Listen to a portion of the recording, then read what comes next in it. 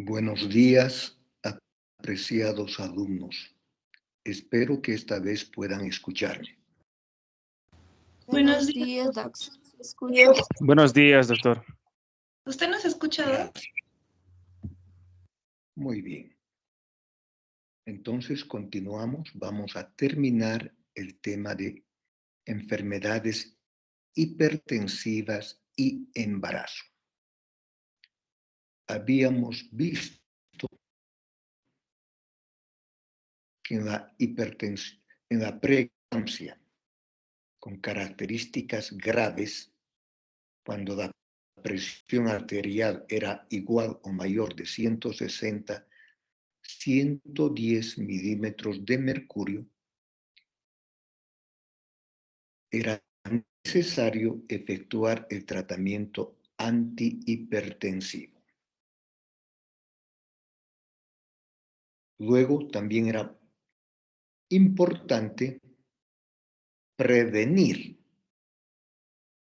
o hacer el tratamiento de las convulsiones. Para esto habíamos indicado que el fármaco de elección era el sulfato de magnesio.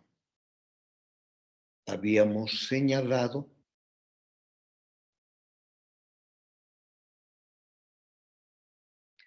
que tenía una acción curarizante, por tanto, bloqueo neuromuscular. También era un vasodilatador periférico, un diurético suave y disminuía la liberación de catecolaminas.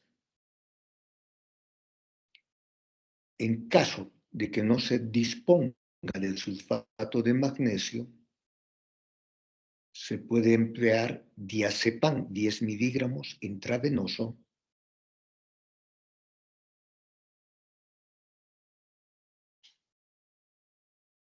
fenobarbital, pentotal, lorazepam 1 miligramo. Eso si no tuviéramos disponible el sulfato de magnesio. Recuerden que tiene que haber una dosis apropiada para hacer su efecto, y esta dosis va en un rango de 4.8 a 8.4. Dosis mayores pueden provocar depresión respiratoria hasta un paro cardíaco. También habíamos señalado que su antídoto era el gluconato de calcio, que había que introducir por vía endovenosa 1 gramo.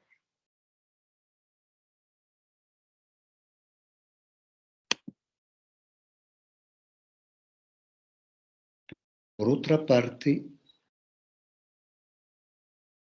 es necesario recordar el síndrome HELP, H-E-L-L-P. HELP en inglés significa auxilio. Es un síndrome descrito por primera vez por Weinstein, con W. Weinstein, en 1982. Síndrome caracterizado por hemólisis, elevación de enzimas hepáticas y plaquetopenia.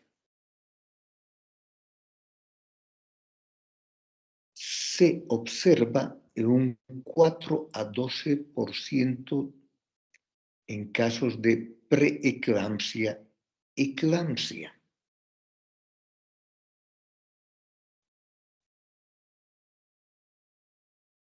Muchos lo consideran como una variante grave de la preeclampsia, eclampsia, y otros catalogan como una entidad independiente. Se observa con mayor frecuencia en multíparas. al final del embarazo. Frecuentemente va asociado al abruptio placentae.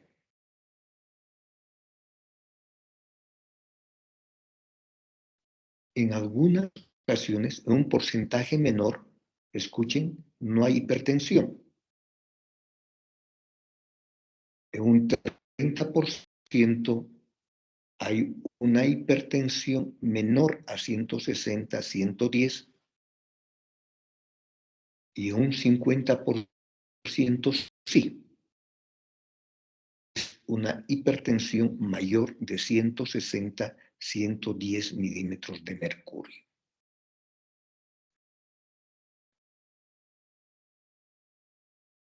Para hacer el diagnóstico hay que tomar los siguientes criterios. Uno, en una muestra periférica existe una hemólisis microangiopática. Presencia de células como los esquistocitos.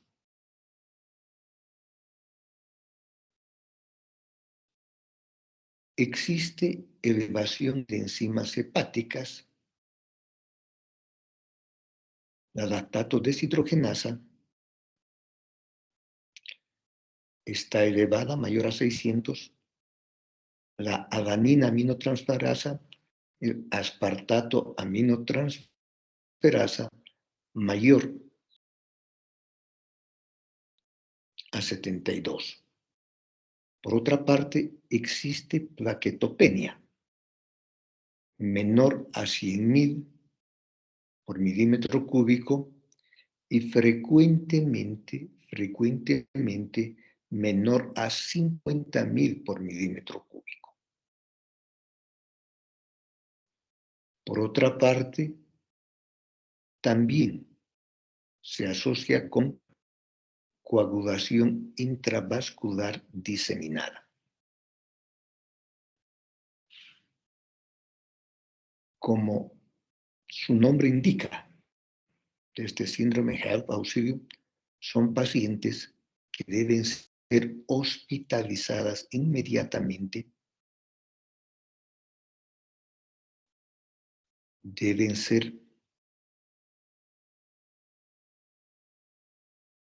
controladas. Si existiría una hipertensión severa, también evitar las convulsiones y, dependiendo de la edad gestacional, interrumpirse el embarazo.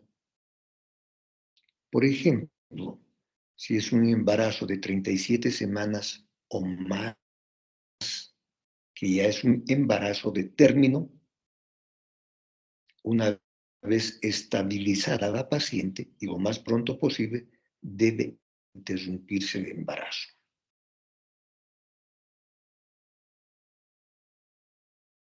En embarazos entre 34 a 36 semanas, 6 días, también es recomendable interrumpir el embarazo lo más pronto posible una vez estabilizada la paciente. El problema es cuando son embarazos menores de 34 semanas, donde existe el riesgo de un neonato con distrés respiratorio o anteriormente denominado membrana hialina. Aún en estos casos es fundamental determinar el estado materno y, lógicamente, el estado fetal para tomar la decisión más adecuada.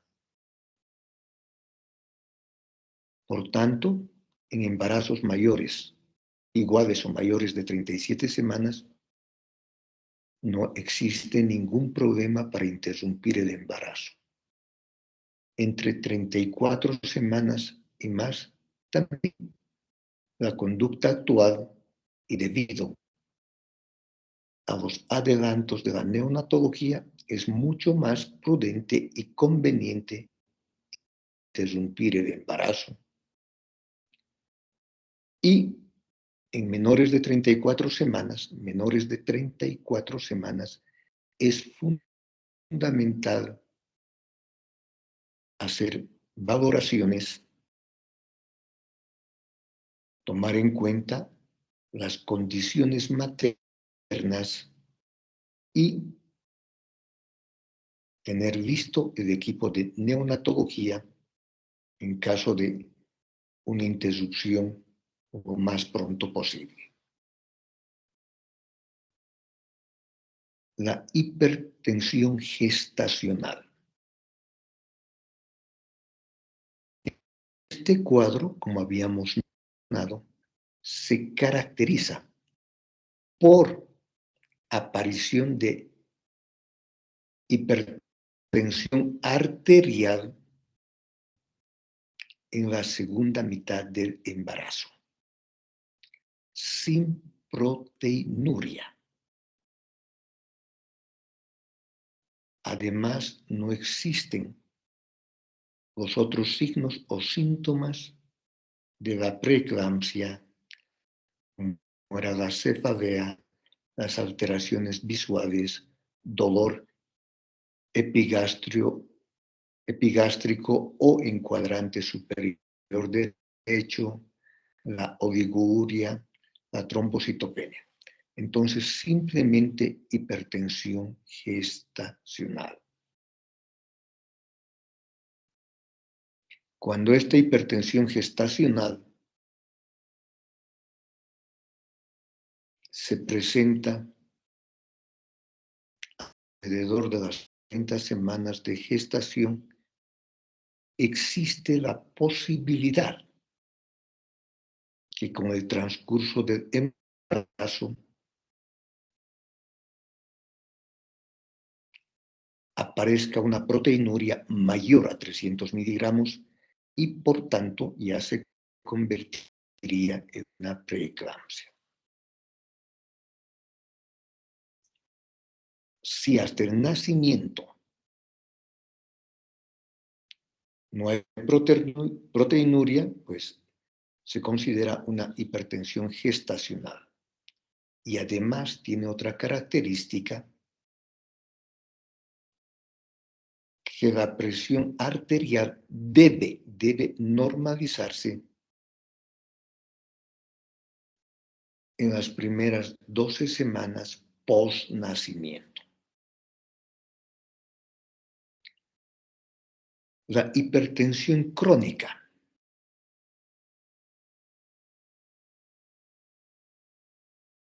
es cuando la paciente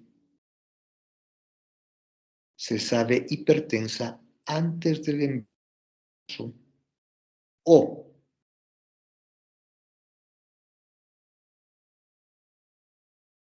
se registra que es hipertensa antes de las 20 semanas de gestación o cuando la hipertensión persiste después de las 12 semanas de gestación.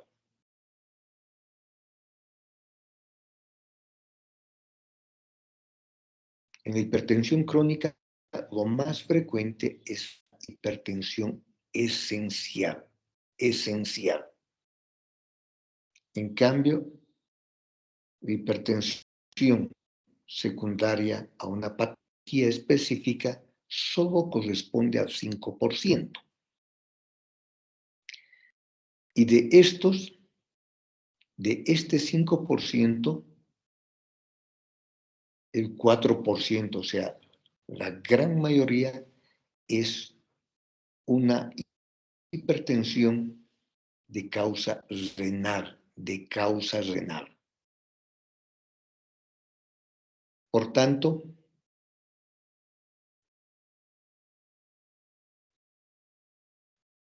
Las otras causas que son rarísimas son el feocromocitoma, el hiperaldosteronismo primario, el hipertiroidismo,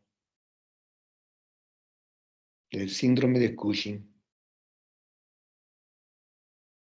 la poliomielitis vulvar y otras patologías que son poco frecuentes. Y finalmente está la hipertensión.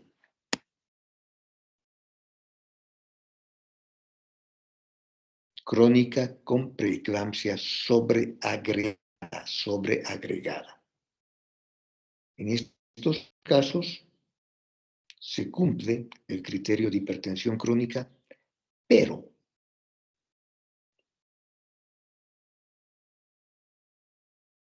existe un agravamiento posterior de la hipertensión, o sea, se encuentran cifras más elevadas de presión alta, puede aparecer por primera vez la proteinuria o agravarse la proteinuria. En estos casos, la conducta es similar a una preeclampsia con características graves. Muy bien, con esto hemos terminado el tema de hipertensión y embarazo.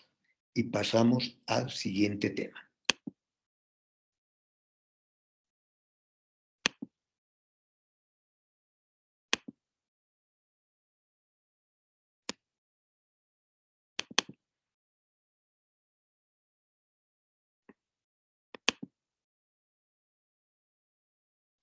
Vamos a hablar inicialmente de cambios hemodinámicos durante el embarazo. Y luego todo lo que se refiere a complicaciones cardiovasculares y embarazo. Si ustedes recuerdan, la medicina materno-fetal, como son estos temas que estamos viendo, es una combinación de obstetricia y medicina interna. Pero por favor, no se olviden, donde más vamos a hacer hincapié nosotros es en la parte obstétrica.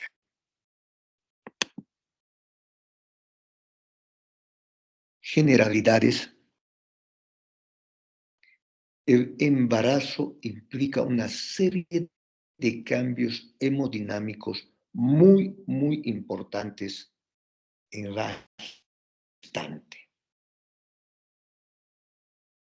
La magnitud de estos cambios va a depender de la edad gestacional,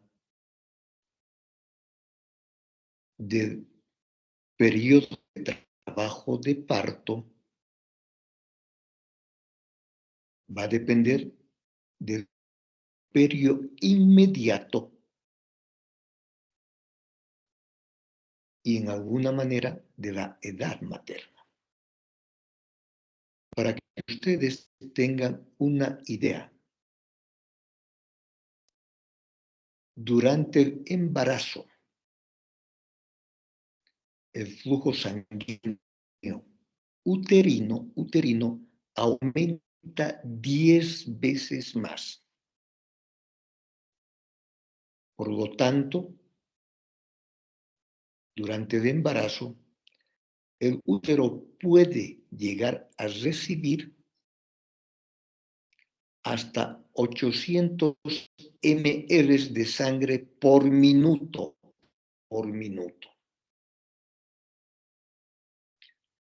Este es el único órgano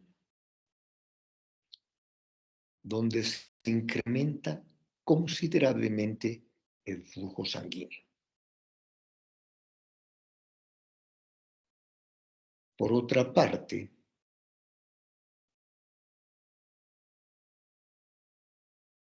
durante el embarazo, los glóbulos rojos maternos producen el 2,3-difosfoglicerato. Es una enzima. Y con esto, al producir el 2,3-difosfoglicerato, disminuye la afinidad de los eritrocitos por la hemoglobina. Perdón, disminuye la afinidad de la hemoglobina materna por el oxígeno. Por tanto, en condiciones de hipoxia, la madre se va a privar del oxígeno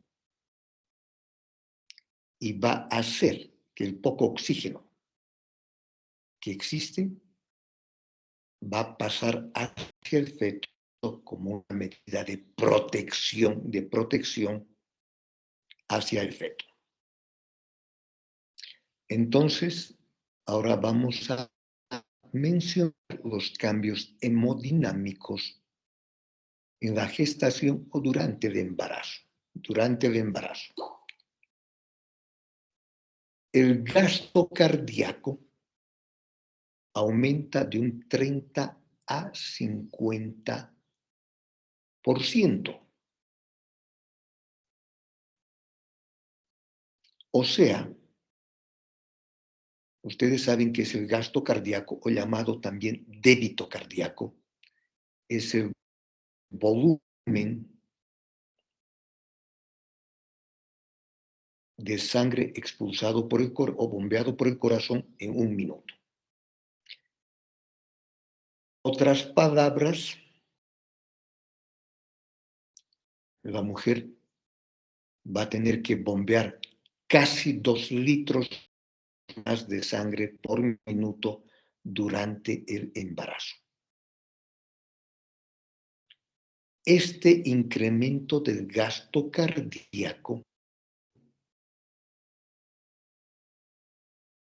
empieza aproximadamente alrededor de los 5 a 7 semanas de gestación,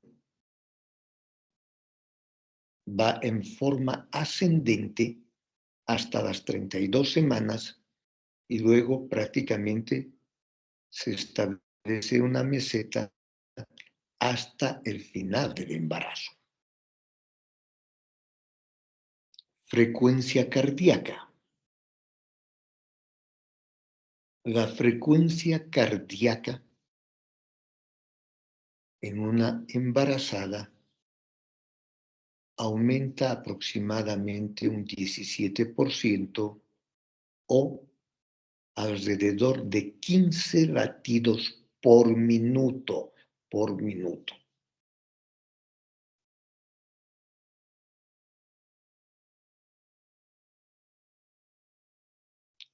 Por tanto, este incremento de la frecuencia cardíaca va a ser una de las para el aumento del gasto cardíaco.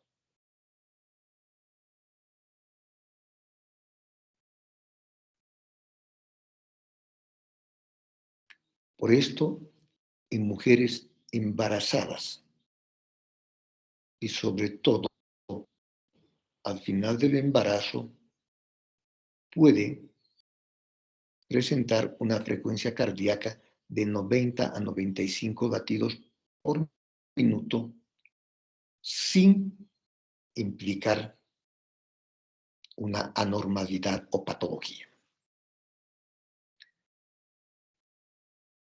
El volumen latido, también denominado volumen sistólico, incrementa un 20 a 40%. Por tanto, en cada contracción, el ventrículo tiene que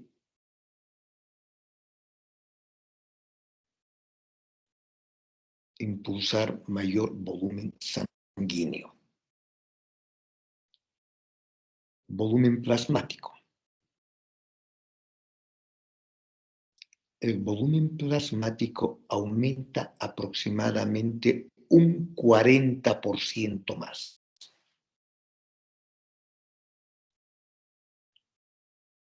Y por otra parte, la masa eritrocitaria, los glóbulos rojos, aumentan un 20 a 30%. Si ustedes se fijan, el incremento del volumen plasmático es mayor que el de la masa eritrocitaria. Por tanto, va a existir una hemodilución y, entre comillas, una anemia fisiológica del embarazo. Por eso, una hemoglobina de 11 gramos todavía es normal en el embarazo. En una mujer no embarazada, pues implicaría una anemia. Entonces, repito, el volumen plasmático incrementa un 40% más. Y la masa eritrocitaria solo un 20 a 30%. Por tanto, en el embarazo normalmente existe hemodilución. Y recuerden que dijimos que el único cuadro patológico donde existe hemoconcentración es en la preeclampsia. La presión arterial. La presión arterial disminuye y empieza esta disminución también alrededor de las 7 semanas de gestación y hace un nadir, o sea, el pico más bajo, en el segundo trimestre. La presión diastólica disminuye de 5 a 10 milímetros de mercurio. Y la presión diastólica disminuye mucho más, de 10 a 15 milímetros de mercurio. Pero al final del embarazo,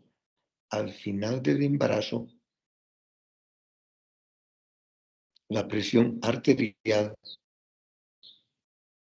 es igual a la presión con que inicia la gestación. Por tanto, es completamente anormal, patológico, que se produzca hipertensión en el embarazo.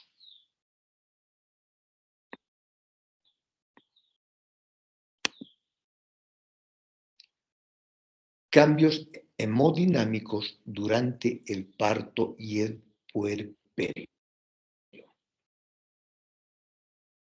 O sea, vamos a ver lo que ocurre fundamentalmente durante el trabajo de parto y el puerperio inmediato,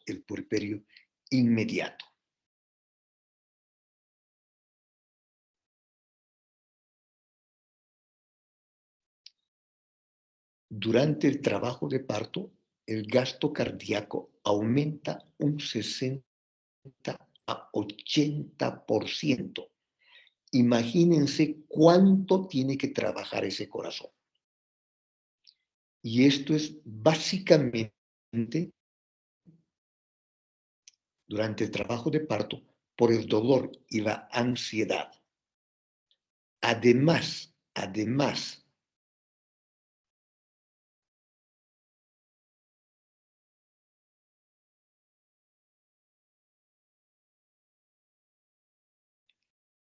con cada contracción existe una autotransfusión de 500 ml de sangre aproximadamente. Esto explica por qué aumenta tanto el gasto cardíaco y por qué implica un alto riesgo para una mujer con cardiopatía el trabajo de parto, sobre todo el expulsivo,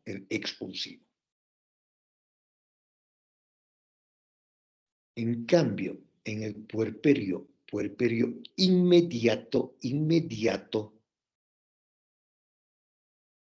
en las primeras, básicamente en la primera hora del puerperio inmediato, el gasto cardíaco puede llegar hasta un 80 a 100%.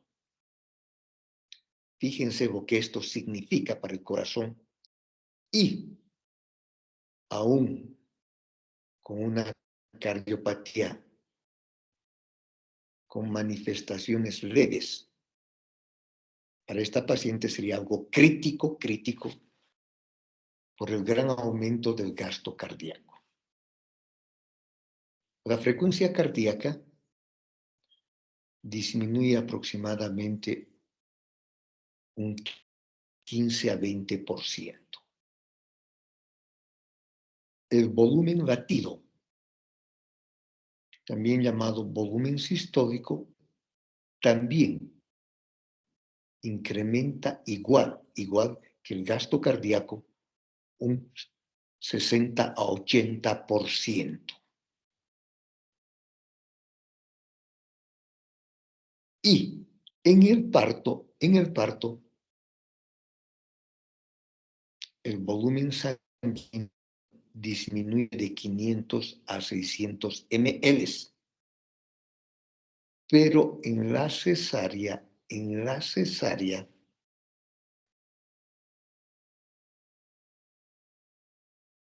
disminuye de 1000 a 2000 ml.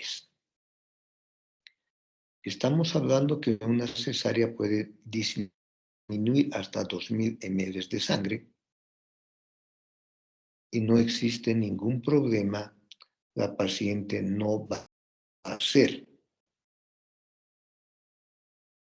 o no va a desarrollar un shock hipovolémico. Pero, si nosotros estuviéramos haciendo una histerectomía, por ejemplo, por una displasia severa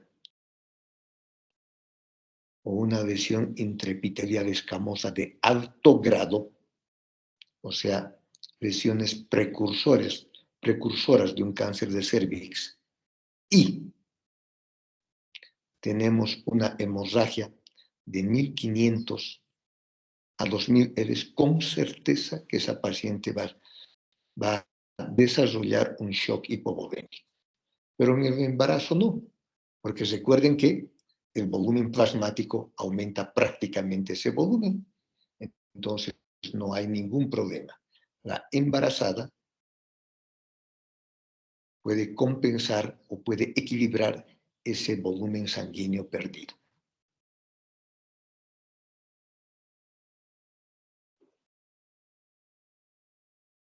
Entonces recuerden que una embarazada, y sobre todo si tuviera cardiopatía, entre las 28 a 32 semanas de gestación es un periodo crítico, también más crítico durante el trabajo de parto y en el tercer periodo en el segundo periodo o expulsivo, segundo periodo del trabajo de parto o expulsivo, y finalmente el que es mucho más crítico es la primera hora del puerperio inmediato. Después de la primera hora post-nacimiento, el gasto cardíaco retorna a los niveles preparto. O sea que solamente incrementa un 30 a 50% y mucho más tolerable para la paciente. Todos estos cambios que hemos mencionado se normalizan en un lapso de 3 a 4 semanas post-nacimiento. Otros cambios durante el embarazo.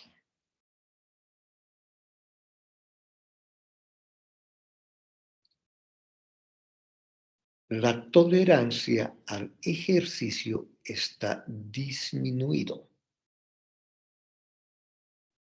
O sea, se cansan mucho más fácilmente. Pueden presentarse mareos importantes, inclusive síncopes,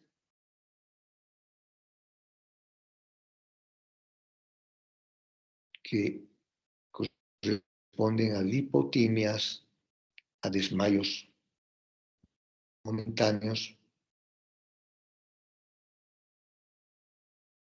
También puede existir taquicardia de reposo.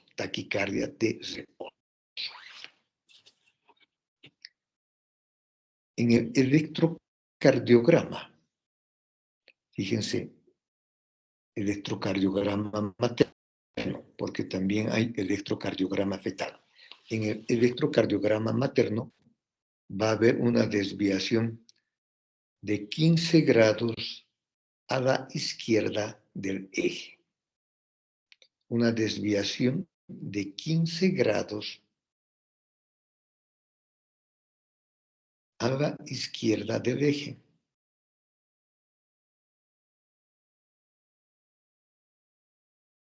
Va a haber un aplanamiento del segmento ST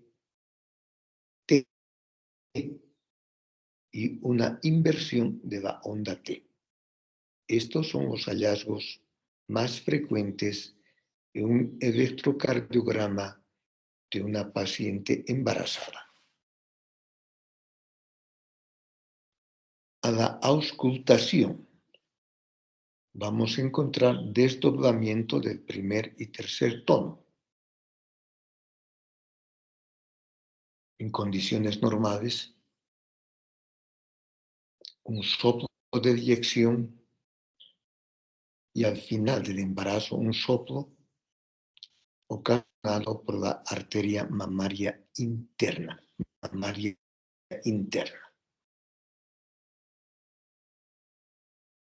La ecocardiografía es un procedimiento no invasivo, totalmente inocuo para el embarazo, para el feto, y que actualmente es muy utilizado en pacientes que cursan con cardiopatía y embarazo. Por ejemplo, en casos de prolapso de válvula mitral, cardiomiopatía peripartum y en las demás patologías es un examen muy útil la ecocardiografía.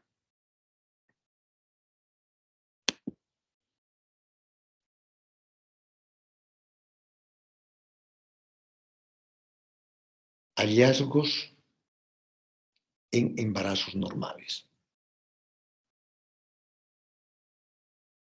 Muchas manifestaciones pueden confundirse con manifestaciones ya de una cardiopatía.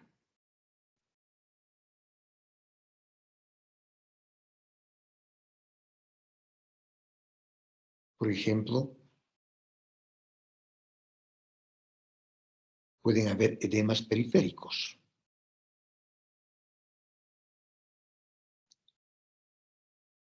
Ortopnea,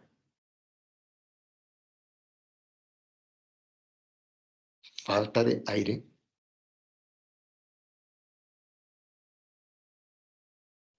puede observarse una cardiomegalia leve, aumento de la trama vascular pulmonar, que son manifestaciones normales.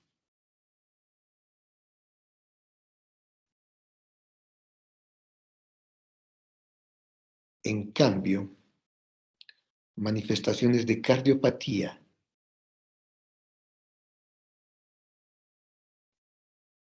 son ya las disneas de esfuerzo, síncopes precedidas de palpitaciones. Repito, inicialmente es muy fácil confundir algunas manifestaciones que se encuentran en embarazos normales con manifestaciones de cardiopatía. Ahora vamos a ver ya cuadros específicos de alteraciones cardíacas durante el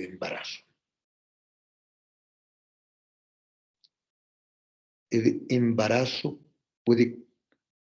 Durante el embarazo pueden observarse los diferentes tipos de cardiopatías. Por ejemplo, compromisos de los grandes vasos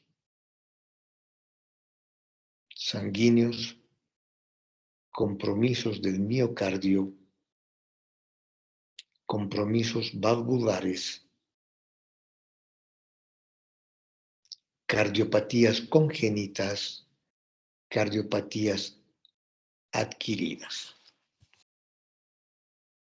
En nuestro medio o en países en vías de desarrollo, la cardiopatía reumática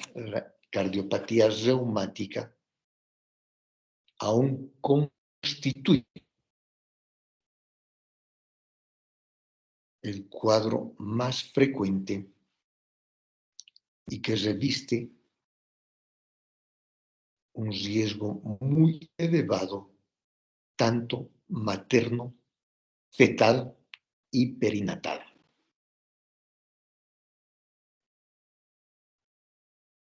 En cambio, en los países desarrollados, las cardiopatías que más aparecen durante el embarazo son las cardiopatías congénitas, como la persistencia del conducto arterioso, la comunicación interauricular, comunicación interventricular.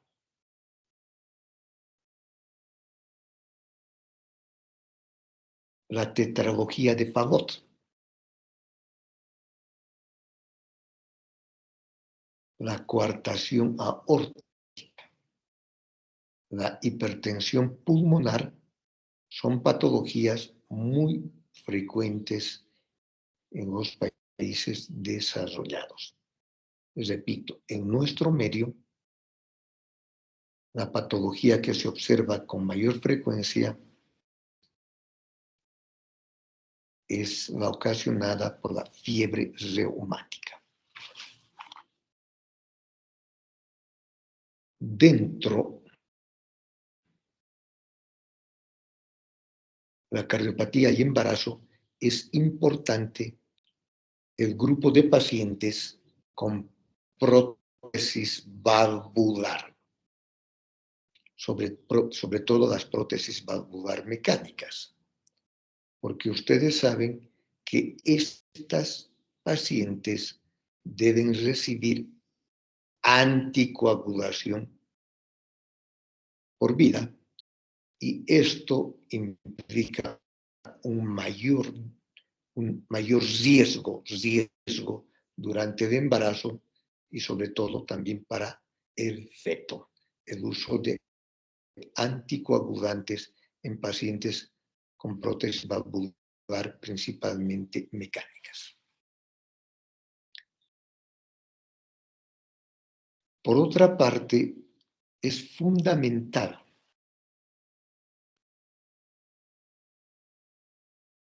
clasificar a estas pacientes embarazadas con cardiopatía.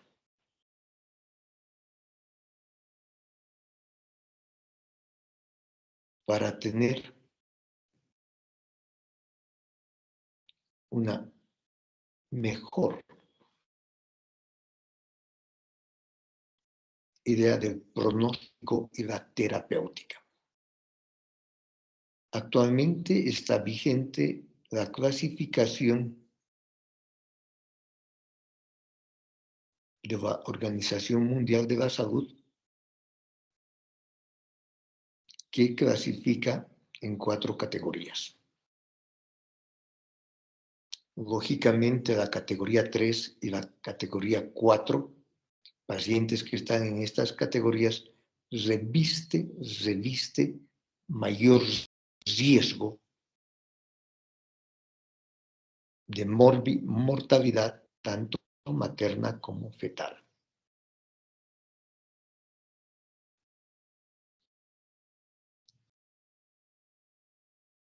Es frecuente todavía utilizar la clasificación de la Asociación Cardiológica de Nueva York de 1964 por su sencillez y practicidad.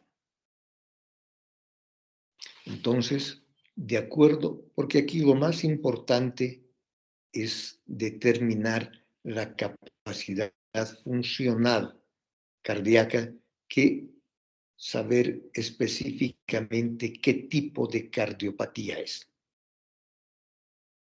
En fase 1 están todas estas pacientes que realizan una actividad cotidiana, normal o regular, sin ninguna manifestación clínica. Prácticamente normales. En cambio, en la clase 2, la actividad física habitual desencadena la presencia de síntomas moderados, como la disnea, palpitaciones, dolor anginoso ocasional, que ceden con el reposo. En cambio, las pacientes de la clase 3 son pacientes que la actividad física más discreta que la habitual desencadena síntomas evidentes, pero que también desaparecen con el reposo. En cambio, las pacientes que están en la clase 4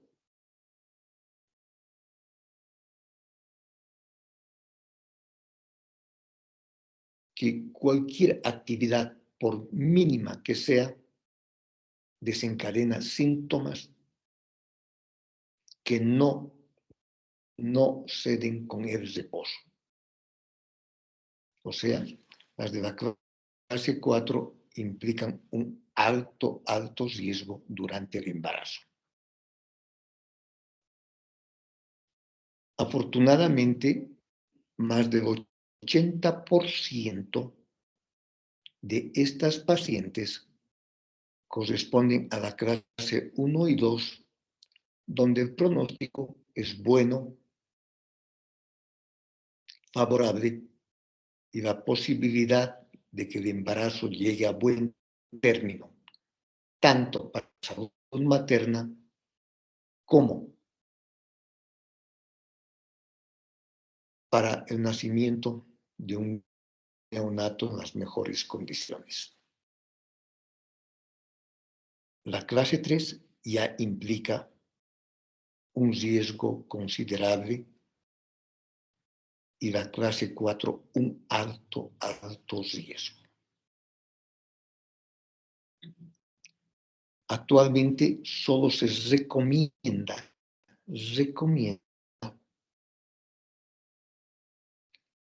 la interrupción del embarazo en casos muy especiales cuando la cardiopatía implica un alto riesgo de mortalidad materna. Por ejemplo, hipertensión pulmonar primaria e Eisenmenger. Y habíamos mencionado que la triada de muerte materna era la hipertensión,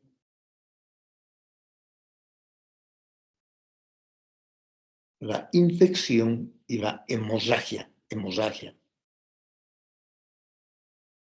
Y esto es global tomando en cuenta los países en vías de desarrollo. Pero en los países desarrollados, actualmente la mayor causa de muerte materna se debe a cardiopatías.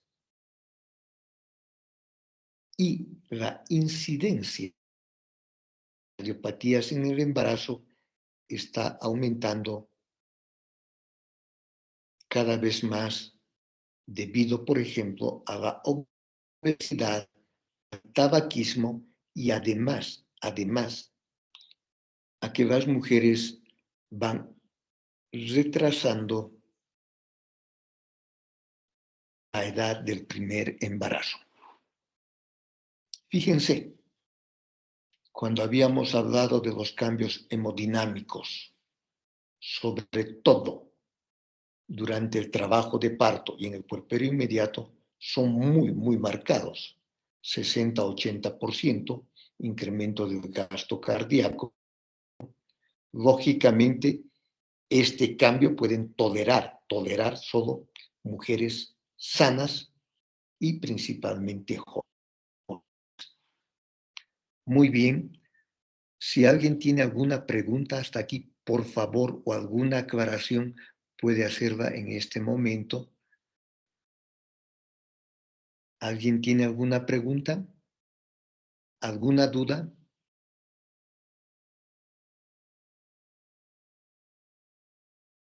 Doctor, disculpe, así como una bibliografía para leer este tema, ¿qué libro o algún artículo recomienda? Mire, este tema está sacado principalmente de Obstetricia y Ginecología de John Hopkins. Es 2001 en inglés. Pero podrían encontrar algo bastante parecido en Obstetricia y Ginecología de Jaime Botero. Es un texto que se consigue. Es en español y no hay problema. ¿Alguna otra pregunta?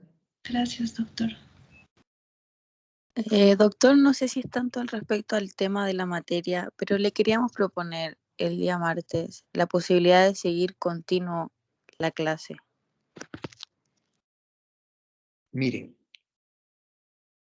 el día martes, déjenme ver mis posibilidades de tiempo. Lamentablemente estoy en muchas actividades y para mí el problema es el tiempo. Pero por favor, les daré la respuesta el día lunes. ¿Está bien? Sí, doctor, porque lo que pasa es que no es martes, nuestra clase es el lunes. perdón, el lunes. Lo que pasa es que el día nosotros tenemos las clases las tardes porque en la mañana rotamos. Entonces nos choca con los rotes su horario. Hay chicos que no se pueden conectar en este horario, se lo imposibilita porque se supone que las clases son en las tardes para que nosotros rotemos en las mañanas. Entonces nosotros nos toca con usted el día lunes Y podría ser 1 hora antes del bloque que nos toca con usted o 1 hora después, lo que sea dentro de lo posible para que no tengamos ese problema. Perfecto. El día lunes no hay problema, porque es en la noche, ¿no es verdad? Es de 8